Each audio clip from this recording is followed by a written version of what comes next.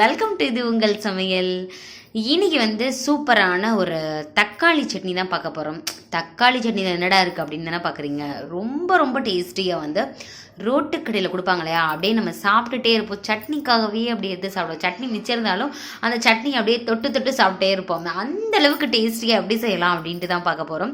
ரொம்ப ரொம்ப டேஸ்டியாக செய்கிறதுக்கு நான் செய்கிற மாதிரியே நீங்களும் இதே ஃபுல்லாக டிப்ஸை ஃபாலோ பண்ணுங்கள். பாருங்கள், அவ்வளோ ஒரு சாஃப்டான இட்லியோட இந்த சட்னி தொட்டு சாப்பிடும் பொழுது செம்மையாக இருக்கும். பார்க்கும் பொழுதே அவ்வளோ ஒரு எப்படா சாப்பிடுவோம் அப்படின்னு தோணுது.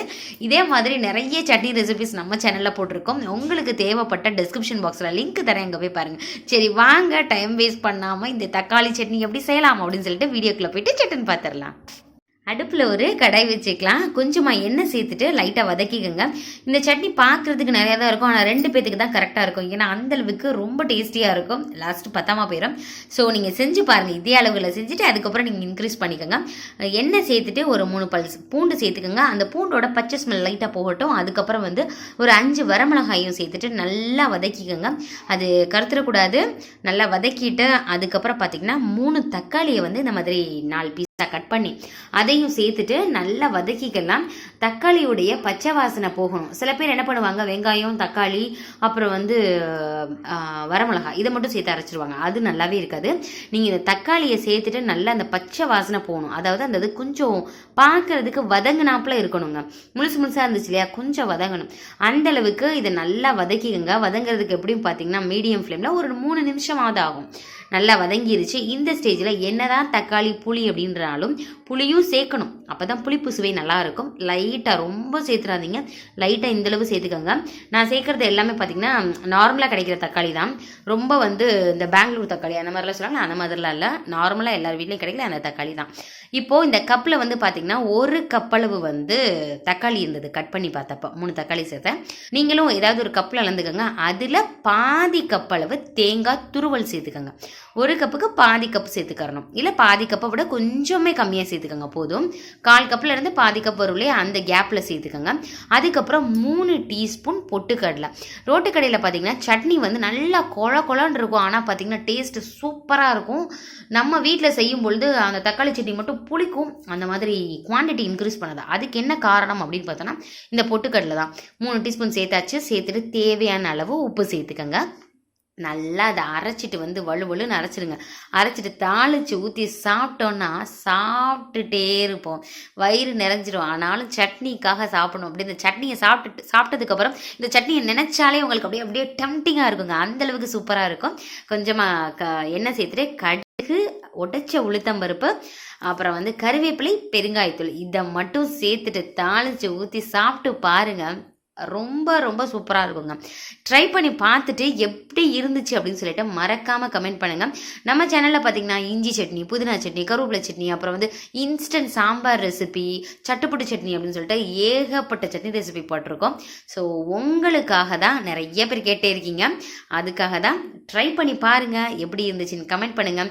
உங்கள் ஃப்ரெண்ட்ஸ் அண்ட் ரிலேட்டிவ்ஸ் கூட ஷேர் பண்ணுங்கள். அதுக்கப்புறம் உங்கள் ரிலேட்டிவ்ஸ் யாராவது புதுமண தம்பதிகள் யாராவது இருக்காங்க அப்படின்னா, அவங்க இப்போ தான் சமையல் கற்றுட்டு இருக்காங்க அப்படின்னா அவங்களுக்குமே ஷேர் பண்ணுங்க. ரொம்பவே யூஸ்ஃபுல்லாக இருக்கும். ஓகே ஃப்ரெண்ட்ஸ், இதே மாதிரி நிறைய வீடியோஸ் நம்ம சேனலில் போட்டிருக்கோம். இனியும் வந்துக்கிட்டே இருக்கும் உங்களுக்காக. இதே மாதிரி இன்னொரு இன்ட்ரெஸ்டிங்கான வீடியோவில் பார்க்கலாம். Thank you, by.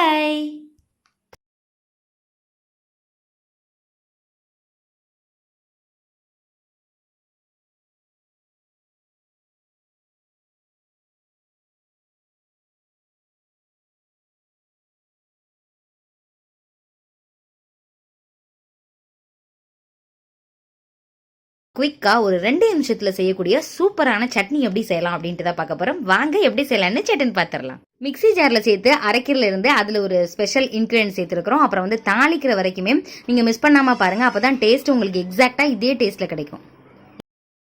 ஒரு மிக்ஸி ஜார் எடுத்துக்கலாம். எடுத்துட்டு அதில் ஒரு பெரிய வெங்காயம் இப்படி 2 கட் பண்ணி இதில் சேர்த்துக்கலாம். ஏன்னா அப்படியே தான் நம்ம அரைக்க போகிறோம். ஒரு 3 தக்காளி, நாட்டு தக்காளி தான் எடுத்துருக்கிறேன். இந்த புளிப்பு வந்து இதுக்கு கரெக்டாக இருக்கும். இதுக்கு நம்ம புளி எதுவுமே சேர்க்க போகிறதில்ல. மேலே இருக்கிறத மட்டும் லைட்டாக கட் பண்ணி இந்த மாதிரி எடுத்துக்கோங்க. ஒரே ஒரு பச்சை மிளகாய் சேர்த்துக்கோங்க. பச்சை மிளகாயோட ஃப்ளேவர் ரொம்பவே நல்லா இருக்கும். கொஞ்சமாக கருவேப்பிலை, கொஞ்சமாக வந்து மல்லித்தலை, இதை மட்டும் சேர்த்துக்கலாம். ரொம்ப சேர்த்துட்டோன்னா அது டாமினேட் பண்ணிடும், அதனால் அதை கொஞ்சம் பார்த்துக்கோங்க. அப்புறம் வந்து காரத்துக்கு இன்னும் 2 வரமிளகா சேர்த்துக்கலாம். பச்சை மிளகா வந்து ஒரு ஃப்ளேவருக்காக தான் நம்ம சேர்த்துருக்குறோம். இந்த காரம் இதுக்கு வந்து கரெக்டாக இருக்கும். நீங்கள் ரொம்ப காரமாக சாப்பிடணும்னா இன்னொரு மிளகா கூட நீங்கள் சேர்த்துக்கலாம். ஒரு 1/2 டீஸ்பூன் உப்பு இதில் சேர்த்துக்கலாம். நார்மலாக நம்ம இதே மாதிரி அரைச்சி அப்படியே தாளிச்சு விடுவோம். ஆனால் இதில் 1 டீஸ்பூன் வெள்ளை எள்ளு சேர்த்து பாருங்கள். டேஸ்ட்டு ரொம்பவே நல்லா இருக்கும். ஃப்ளேவரும் இருக்கும், திக்னஸும் இருக்கும். இந்த சட்னி 2லேருந்து 3 பேர் வரைக்கும் தாராளமாக சாப்பிடலாம். உங்கள்கிட்ட வெள்ளை எள்ளு இல்லை அப்படின்னா கருப்பு எள்ளை கூட நீங்கள் யூஸ் பண்ணிக்கலாம். இப்போ தண்ணியே சேர்க்காம மிக்ஸி ஜாரில் இதை அரைச்சிட்டு வந்து இது எப்படி இருக்குது அப்படின்னு பார்க்கலாம். உங்களுக்கு வந்து ரா ஸ்மெல் பிடிக்கும் அப்படின்னா இதோட தாளிச்சு மட்டும் விட்டு அப்படியே சாப்பிட்டுக்கலாம். நல்லா தான் இருக்கும். நம்ம வந்து வெள்ளை பூண்டுலாம் சேர்க்கல இல்லையா, அதனால நல்லா தான் இருக்கும். இல்லைன்னா ஒரு 2 நிமிஷம் மட்டும் கொதிக்க விடணும். இட்லி தோசைக்கு சூப்பரான சட்னி ரெடி ஆயிடுச்சு. நீங்கள் இதே மாதிரி எள்ளு சேர்த்து நீங்கள் ட்ரை பண்ணி பாருங்கள், ரொம்பவே நல்லா இருக்கும். இப்போ இதை நம்ம தாளிச்சு விட்டுறலாம். கொஞ்சமாக நல்லெண்ணெய் சேர்த்துக்கோங்க. 2 டீஸ்பூன் நல்லெண்ணெய் சேர்த்துட்டு கடுகு, உளுத்தம்பருப்பு இதை மட்டும் சேர்த்துக்கலாம். உங்களுக்கு வந்து சோம்போட ஃப்ளேவர் பிடிக்கும் அப்படின்னா நீங்கள் சோம்பு கூட சேர்த்துக்கலாம். இன்னைக்கு வந்து நான் கடுகு, உளுத்தம்பருப்பு இது மட்டும் தான் சேர்க்க போகிறேன். இது கூட கொஞ்சமாக கறிவேப்பிலையும் சேர்த்துட்டு நம்ம அரைச்சி வச்சிருக்கோம் இல்லையா சட்னி, அதை சேர்த்துட்டு உங்களுக்கு வந்து அந்த எண்ணெய் நம்ம நிறையா சேர்த்துருக்கிறது எதுக்கு அப்படின்னா நம்ம சட்னி சேர்த்த உடனேவே அது பச்சை ஸ்மெல் எல்லாத்தையுமே எடுத்துரும். அதனால தான் எண்ணெய் கொஞ்சம் கூடுதலாக சேர்த்துருக்குறோம். சேர்த்துட்டு லைட்டாக ரொம்ப கொதிக்க விடணும் அப்படின்லாம் அவசியம் இல்லை. அந்த எண்ணெயோட சூடே வந்து இந்த ரா ஸ்மெல்லை வந்து போக வச்சிரும். உங்களுக்கு வந்து நீங்கள் இடியாப்பம், அப்புறம் வந்து பணியாரம், இதுக்கு எல்லாத்துக்குமே கொஞ்சம் லிக்யூடாக வச்சு நீங்கள் சாப்பிட்டீங்கன்னா இந்த சட்னி ரொம்பவே நல்லாயிருக்கும். லைட்டாக இதை பரட்டி விட்டுட்டு அப்படியே சாப்பிட்டோன்னா இட்லி தோசை சாப்பிட்டுட்டே இருக்கலாம். ரொம்ப ரொம்ப டேஸ்டியான இந்த சட்னியை நீங்களும் ட்ரை பண்ணி பாருங்கள். எஸ்பெஷலி கோதுமை தோசைக்கு ரொம்பவே நல்லாயிருக்கும். ட்ரை பண்ணி பார்த்துட்டு எப்படி இருந்துச்சு அப்படின்னு சொல்லிட்டு கமெண்ட் பண்ணுங்கள். உங்கள் ஃப்ரெண்ட்ஸ் அண்ட் ரிலேட்டிவ்ஸ் கூட ஷேர் பண்ணுங்கள். இந்த வீடியோ உங்களுக்கு பிடிச்சிருந்துச்சுன்னா மறக்காமல் இது உங்கள் சமையலுக்கு சப்ஸ்கிரைப் பண்ணுங்கள், லைக் பண்ணுங்கள், உங்களோட ஃப்ரெண்ட்ஸ் அண்ட் ரிலேட்டிவ்ஸ் கூட ஷேர் பண்ணுங்கள். ஓகே ஃப்ரெண்ட்ஸ், ஒரு இன்ட்ரெஸ்டிங்கான வீடியோவில் பார்க்கலாம். தேங்க்யூ, பாய்.